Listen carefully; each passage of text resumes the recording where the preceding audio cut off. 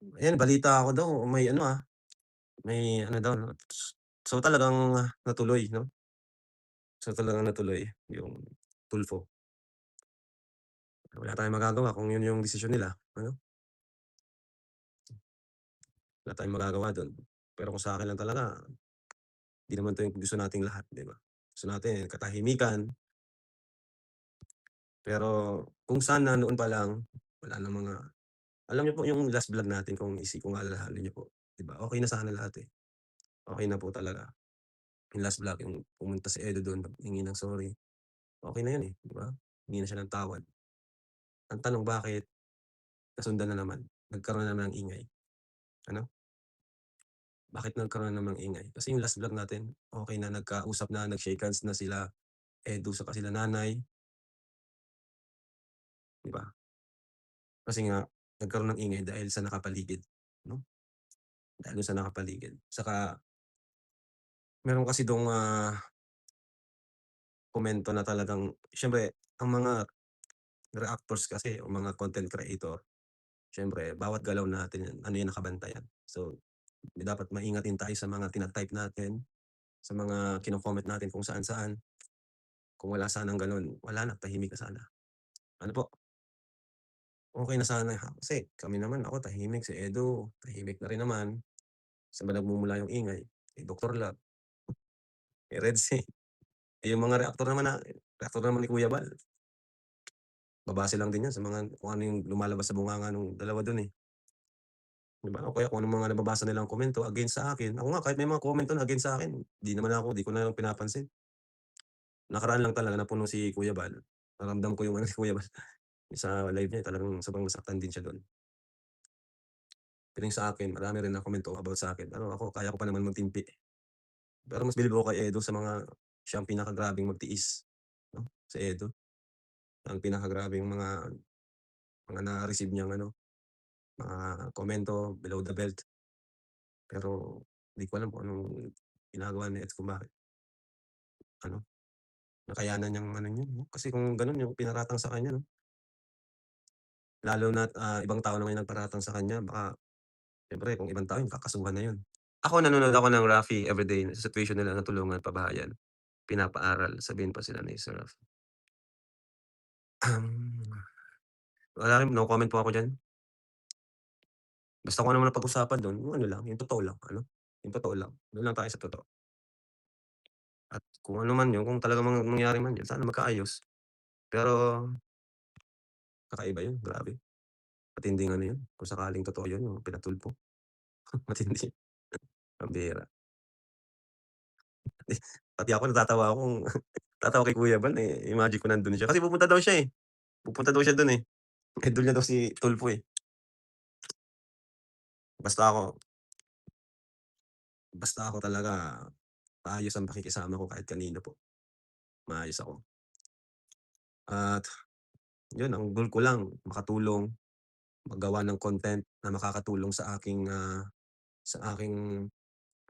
goal, sa aking mga adhikain, sa aking programa. Yun ang pinaka-goal ko, magawa ng mga content na makakatulong sa programa ko, yung pabahay at scholarship at yung paaralin yung mga estudyante na nandito ngayon sa poder ko at mga Kalingap Angels, 'no? Yun lang ang pinaka-goal ko, wala akong ibang goal na ano pa man, kasi diyan sinaipit po. Yun na nga po, siya po talaga ang naipit dito ano, pero siyempre kung ano yung gusto niya, kung ano yung saloobin niya dito, hayaan po natin siya kung anong gusto niyang mangyari. Basta ako masasabi ko lang kay Viancy, hindi niya ako kaalaban dito, ano. Ilang beses akong nagcha-chat sa kanya about sa mga ganyan, ilang beses akong nag-a-advice sa kanya 'no, ka-chat ko siya. Sa akin lang yung ano, kumbaga bilang ako kasi para sa'kin alam alam ko na yung mga puwedeng mangyari sa tagal ko na din sa social media, 5 years. Sa'kin lang kahit sana sumunod sa'kin sa mga payo ko, hindi sana magkakaganito, ano. Pakinggan lang kahit konti yung sa mga pinayo ko sa kanila. Kahit sa ibang angels, 'yan pati ibang Kalingap Angels talagang nagpapayo ako sa kanila. Si Carla lagi kong pinapayuhan, si Joy, nasunod naman sila. Hmm, 'di ba? At yun, kasi wala talagang ano, sa social media walang katahimikan. Walang katahimikan diyan hangga't may nakikita sila sa atin, ano. Ang bashing kusa na lang yan nawawala. Sa'kin lang naman kung okey sana tayo 'no, kung maibalik lang yung dati, wala yan kusa na lang yan magiging okey. Kumbaga kaso wala, iba yung kumbaga sa ano ko, iba yung kagustuhan nila mangyari. Iba yung kagustuhan ko, iba naman din yung kagustuhan nila, so wala tayong magagawa. Yun ay respetuhin natin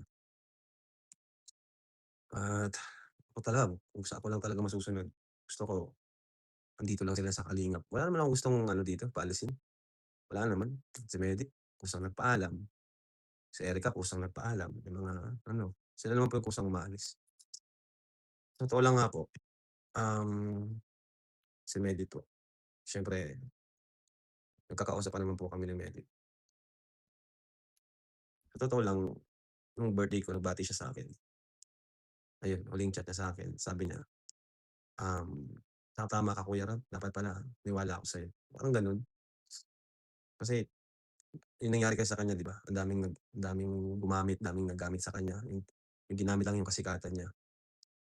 Yun nag-chat siya sa'kin ng gano'n, nakausap niya ako, sabi niya, "Tama ka Kuya Ram, dapat naniwala ako sa'yo." Kasi ako nag-a-advice talaga ako, nasa sa kanila na lang kung susunod sila. Si Erica naman umalis, okey din naman kami niyan. Tapos yung umalis na po sila, 500,000 binalik ko 'no. Tapos may mga maririnig ako na may binubulsa tayo na magkano 2K, 5K, ang bihira. Nagpapabahay tayo ng 500K, 400,000, 'di ba? 500K nga binalik ko, sa di ko kilala yun, binigay niya sa akin, 'di ba? Para lang sa katahimikan binalik ko po. Kaya wala po silang masisilip talaga sa'kin. Kasi ako, totoo po ang pagtulong ko, ano. Maliban na lang kung magsisinungaling sila patungkol sa akin. Lalo na yung mga antay, kaya di ko pinapanood kasi puro ano lang, wala, puro content lang talaga. Kaya sa mga nanonood diyan, pag-isipan niyong mabuti kung talagang tama yung sinusuportahan niyo.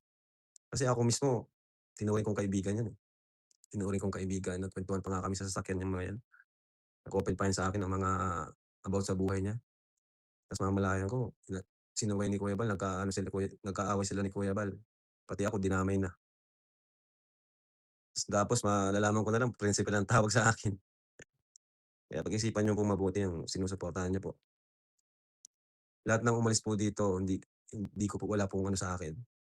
Si Medit nagpaalam yan ng maayos, si Erica nagpaalam ng maayos. Mga content sa'yo, love team sa minor. Ay, yung pong love team na yun, may ano naman po yun, may nagpaalam po ako nun. Hindi naman po yung basta-basta love team na lang, 'di ba? EDC nagpaalam tayo niyan, may permit yan sa magulang. Anong maano dun, 'di ba? Saka yung love team naman natin napaka-wholesome lang naman po niyan. Kumbaga usap-usap ano lang naman po yun, usap-usap tapos kilig, 'di ba? Anong ano dun? Saka yung love team na yun nakatulong po yun sa kanila. Saka bawat vlog natin, di ako nagba-vlog ng walang pahintulot ng magulang, 'no? 'Di ako nag-vlog ng sapilitan. Kasi yung love team na yun, ginawa ko yun para rin po yun sa kanila, para rin po yun sa kanila. Kaya saka nagpaalam ako niyan. Hindi nila puwedeng sabihin na kung kailan tapos na yung tulong o yung pabahay saka sila mareklamo na gano'n, 'di ba? Hindi po. Saka feeling ko naman di yan yung i-aano nila sa'kin kasi ano po yan, may permit po yan lahat, 'no? At yan po ay sobrang laking tulong, 'no? At about naman dun sa pabahay, hindi po, wala pong binabawing pabahay dito, 'no? Ah, tatanggalin ko ang YouTube ko kung babawi ako ng pabahay. Isa pa yan si Doc Love, sabi ko nga kay Doc Love, "Doc, 'pag nagkita tayo talaga ako wala akong kaibigan pa rin," 'di ba? Wala akong ano kay Doc, sa totoo lang. Pero si Doc naman ngayon wala naman siyang masyadong inaano sa atin, binabato sa atin. Kaya yun lang, basta maayos ang pakikisama ko sa kanila. Lahat sila tinulungan natin, 'no? Ayan si Doc, nakita ko yun nung nagkakarpentero pa yan diyan sa ano, sa lighthouse kasama si Uncle Awe. Dun ko siya nakita. Sabi ko, eh, sige bigyan natin 'to ng break. Binigyan ko siya ng break, sinama ko dun sa kay Kuya Tata, Kalab Triangle ni Kuya Tata, 'di ba? Kay Nanay Josie, yun po yung ano niyan. Binigyan ko ng break kasi siyempre bago 'to. Ako po kasi maawain po talaga ako. Yan kahit si Kuya Red Zane naawa din ako diyan, kay Kuya Pure Health. Kasi nakikita ko na masisipag naman pero yun nga walang views, yun. Ako po kasi talaga likas na maawain po talaga. Kaya yun, sinama ko si Doc para magkaroon ng break sa love triangle ni Kuya Tata.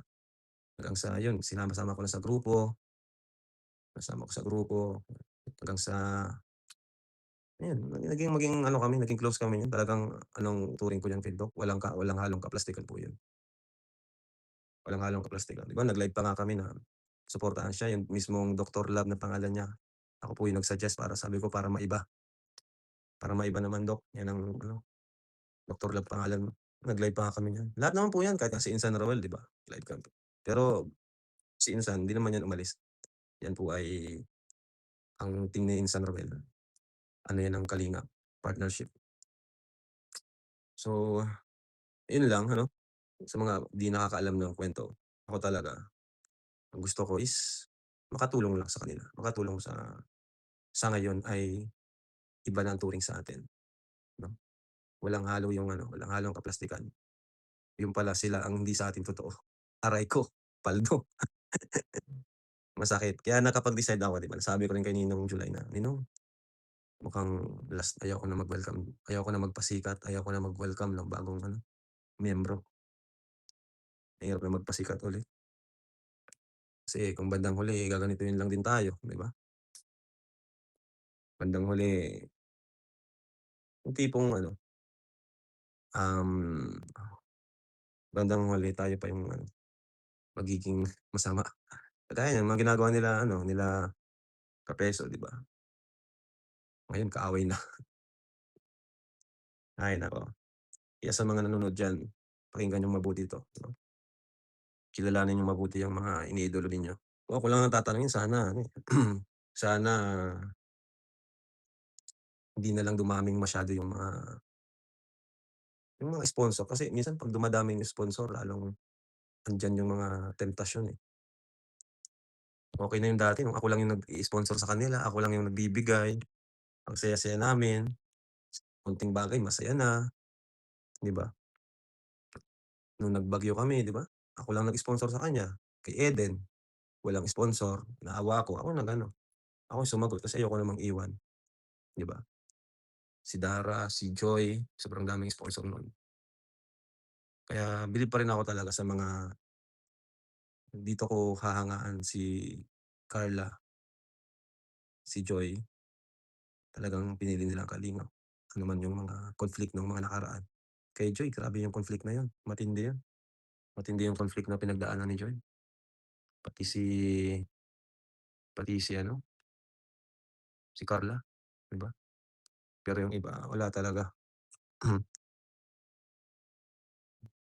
Mas okey pa yung dati na ano, na konti-konti lang yung sponsor, pakonti-konti lang. At least yun kahit konting bagay na-appreciate nila. Kahit 5,000 sobrang saya na.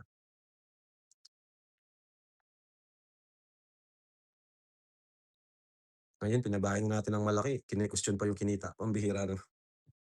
Pero hindi sila biyanse ang tinutukoy ko, yung mga antay saka yung mga nagko-comment na antay na rin. Hindi sila biyanse. Sa'kin lang yung tipong pati binigay na natin yung sapat na ano, eh, 'di ba? Kasi nga siyempre nagkaka-views tayo, may content tayo kaya ako naman ibibigay ko yung mga kinikita ko din. So nag-decide tayo na malaki yung pabahay. Kahit napasubo tayo dun 'di ba, ilang pabahay yung na ano nun, na-hold din. Tapos siyempre kung milyon sa sponsor, milyon din yung gagastusin ko dun siyempre, 'di ba? Kasi kung ganun kalaking bahay hindi puwedeng 500K lang ilabas ko dun, milyon talaga po yun, ganun kalaking bahay.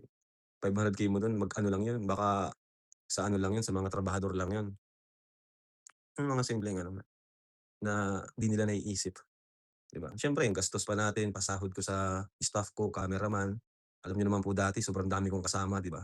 Lahat po 'yan sinasahuran ko po, nabigay ako kasi gano'n po ako 'pag may pambigay ako tapos nakikita kong masipag, binibigyan ko po talaga. Minsan nga kada araw talaga nabigay ako, kahit tanungin niyo po 'yan kung sino man sa kanila. Lahat 'yan may gastos po 'yan, 'no? Bawat vlog natin, hindi lang 'yan na nakasentro dahil kaya viral dahil kay Biancy, 'di ba? Or dahil kay Carla kaya viral, hindi po. Viral 'yan dahil po 'yan sa'kin. Dahil ako yung nag-content, ako yung nag-isip ng strategy, ano? Eh, paano kung sabihin ko sa inyo na ang talent fee ko kada vlog is 50K, oh, 'di ba? So, hindi na valid yung gano'n. Kung kukumpitin natin yung mga kinikita do'n, wag niyo ng questionin 'yun, 'di ba? Oh, kay Edo, talent fee ni Edo, talent fee nung mga cameraman, talent fee nung mga driver, mga helper natin. Eh, paano kung sabihin ko sa inyo talent fee ko bilang direktor is nasa 50K, oh, 'di ba? Do'n niyo i-divide niyo 'yan, kahit pa sa mga pelikula naging matagumpay 'yan dahil sa direktor, gano'n po 'yan. Kaya wag pong masyadong mataas ang tingin sa iniidolo ninyo na pinagkakitaan, gano'n. Masyadong kaya di ko na lang inaano, bahala kayo diyan. Kumbaga yung gano'ng, argumento napakababaw, 'no? Mali po 'yun, ano. Ah, Mahirap talaga 'pag nagre-direct sa mga sponsor sa lalo na 'pag may kagaya nito. Kaya ayun, 'yun lang naman ano, konting mga bagay-bagay na kung may mga nakakapanood na mga anti or kung sino man, 'yan yung pag-isipan niyong mabuti. Ako di ko naman kayo pinipilit na sumuporta sa'kin, ano, at masaya ako sa mga nandito. Where's your transparency? Anong klaseng transparency po? Kasi bawat vlog ko po 'pag may nagbigay sa'kin talagang inaano ko 'yan, binabanggit ko 'yan sa vlog. Saka isa pa, ang mga sponsor po ngayon sa'kin hindi na po talaga ako yung naghahawak, ano. Kaya mga nag-sponsor sa'kin, minsan si Kalingap Rain yung nag-aano sa'kin para ready na, and everytime na nagba-vlog ako binabanggit ko po 'yan lahat. So, ano po yung transparency na hinahanap niyo, 'no? Kasi bawat sponsor sa'kin talagang wala akong wala akong hindi babanggitin, lahat 'yan babanggitin ko. Hindi ako yung lahat kayo anonymous, dun palang ekis na, eh, pambira. Walang gano'n. 'Pag ako nga po kahit ano may nagsasabi na sabihin anonymous na lang, ay hindi po, mag-ano po kayo ng kahit ano, kahit, ano 'yun, alias or nickname, gano'n po 'yan. Kung may nakalimutan man sabihin sa'kin, gano'n napakaano ko pong kausap. Halimbawa meron akong 'di nabanggit, sabihin niyo, hindi yung mag-a-assume na kayo na, "Ay binulsa, binulsa." Pambira naman, 'di ako mabulsa ng mga ganyang pera, 'di ako maano sa pera, ano. Kaya ko pong kumita ng pera sa pagvo-vlog, hindi sa pangungupit sa sponsor. Sa totoo lang talaga, ano po, masisikapin ko lang kitain sa pagvo-vlog ko, sa paggawa ko ng mga content, kaysa yung magkakaroon ako ng ano sa sponsor, issue sa sponsor. Ano po, 500,000 nga po binalik ko, eh. Ayan. Kaya ano yung transparency, transparent naman tayo, pambira. Transparent tayo guys, sobrang transparent ng Team Kalingap. Pati nga mga asset ko alam niyo, eh. Gano'n tayo ka-transparent, pati sasakyan ko alam niyo po. Kasi proud ako dun, kasi yung blessing ko, oo, nabe-bless ako, pero proud ako kasi nashi-share ko din, 'di ba, nakakapabahay ako. Kaya hindi ko tinatago ang mga ari-arian ko, hindi ko tinatago kasi unang-una nagbabayad ako ng buwis, nagbabayad ako ng buwis, 'no. Tapos proud ako sa pinaghirapan ko. Halimbawa nagkasakyan ako, reward ko naman 'yan sa sarili ko. Kasi yung mga ano naman, shine-share ko din naman. Nagpapabahay tayo at the same time, hindi ako magiging proud kung yung vlog ako ng vlog ng beneficiaries ko, tapos ako may bagong sasakyan, may bagong kung ano man, tapos sila andun pa rin hindi nakakapag-aral, walang bagong bahay, dun ako mahihiya. Ganun po tayo ka-transparent. Salamat po sa mga nagsusuporta. Thank you very much po, 'no. Sa mga reactors na pinagtatanggol kami sa mga sorry, hirap tayong magsalita. Sa mga reactors na pinagtatanggol kami sa mga anti-kalingap or mga negative comments or kung ano pa man, salamat po ano.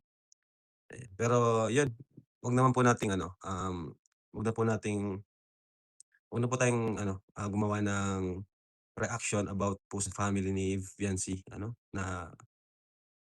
na ikaka-bash nila, 'no? Wag na po yung mga ano lang, kung sasagot tayo dun lang sa mga reactor o kung kanino man. At kung ano man, one is enough, okey na po yun. Wag na po yung, sobrang dami na po nung gawa nating, reaction video. Ano po, iba-iba po kasi ang tao, eh, at yun nga po, sa totoo lang nakakaano man po talaga, nakakadala yung mga ganitong pangyayari, ano. Kaya ewan ko po, basta basta kahit ako nagugulat din. Parehas lang po tayo nagugulat, kahit ako nagugulat po sa mga nangyayari, ano. Di ko talaga inaasahan, promise, promise ko po 'yan, di ko inaasahan. Ako po totoong tao po ako kahit kanino, kung ano yung pakikisama ko sa personal, totoong-totoo po 'yun. Kahit yung mga taong winelcome ko dito sa bahay, 'yan isa na 'yan si Kapeso, winelcome ko 'yan dito, binigyan ko pa nga 'yan ng sombrero, eh. Winelcome ko 'yan dito, tapos pina-live ko, "Live ka diyan bro para ano." Totoo po lahat. Kaya nga di ako nagtataka ako bakit may nagfo-follow diyan, eh. Eh, sa ginawa pa lang niya grabe na, 'di ba? Nagtataka ako bakit may nakikinig diyan. Winelcome ko, pinapasok ko 'yan dito sa bahay, pina-live ko pa 'yan, tinuruan ko para tinulungan ko na magkaroon ng madagdagan subscribers. Pinatulong pa ni Kuya Bal do'n sa Lighthouse. Pero bakit may gano'ng mga klase ng tao na ginawa mo na lahat para sa kanila? Saka sa totoo lang kung nagkaroon man sila ng misunderstanding ni Kuya Bal, bakit niya ako idadamay, 'di ba? Kasi maintindihan ko pa kung kay Kuya Bal lang siya may tampo ta's kami goods pa sana kami, pero bakit dinamay niya ako? Kasi example ko dito si Marcos TV, ano, Marcos TV nagkaroon sila ng misunderstanding ni Kuya Bal. Pero ngayon nag-uusap kami ni Marcos TV, nagkaka-chat kami. Yun lang naman, 'di ba? Kung lalaki ka, talagang lalaking-lalaki ka dapat kung may galit ka sa iba, huwag mong damay ang ibang tao.